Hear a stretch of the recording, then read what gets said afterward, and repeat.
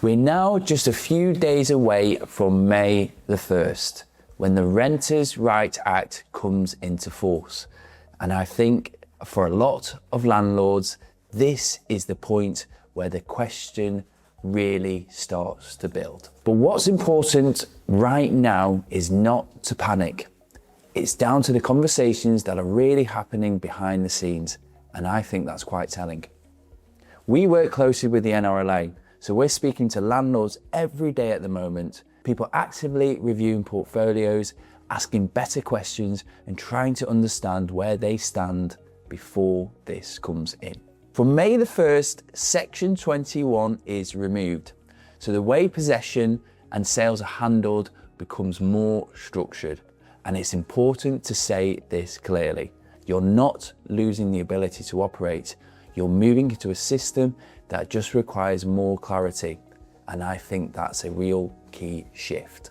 So it's really just making sure that it's fully compliant, that you are doing absolutely everything that you should do. If a deposit has been taken, that it's in relation to the correct deposit requirements, because again, if you are looking to then sell those assets at some point in the future, that's exactly what your buyer will be looking for. So get ahead of the game, get your ducks in a row now, prepare yourself for exit, but prepare yourself for litigation, because if those documents are not done, and now is the time to be getting those ready, because if not, it will really come and bite you on the bum later on down the line. So plan. And if you look at that from a legal perspective, this is exactly what's being reinforced. And that's really the shift.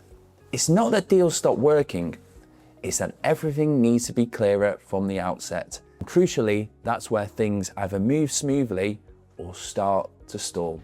Let me give you a very simple example. A landlord decides to sell this week. They serve notice.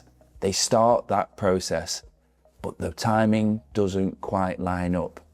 That's where things start to get complicated, and that's where most of the risk actually sits. Not because the property is bad, not because the buyer isn't there.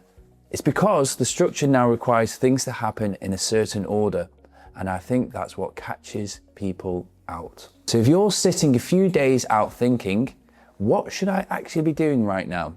Just sense check yourself against this. Do you understand how your tenants are currently performing?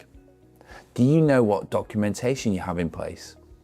Do you know what your next move would be if you had to truly decide? If you can answer those three, you're in a strong position. And if you can't, this is the moment to look at those factors properly. And what we're seeing right now through the NRLA network is actually very measured. There's no panic. We're just talking to landlords who are taking a step back, reviewing what they currently own and deciding what still fits for them. I think that's a good sign.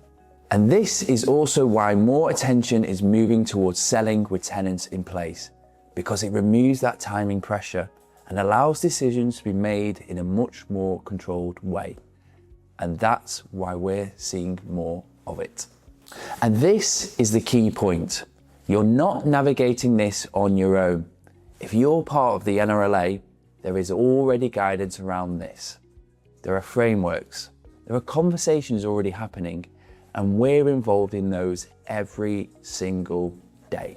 Out of interest, have you actually reviewed your portfolio ahead of May the 1st? Just comment review below. I'll help you think that through. Most landlords aren't behind. They just haven't stopped to properly look at their position yet. And I think that's the difference. If you do that now, you'll be ahead of most people already.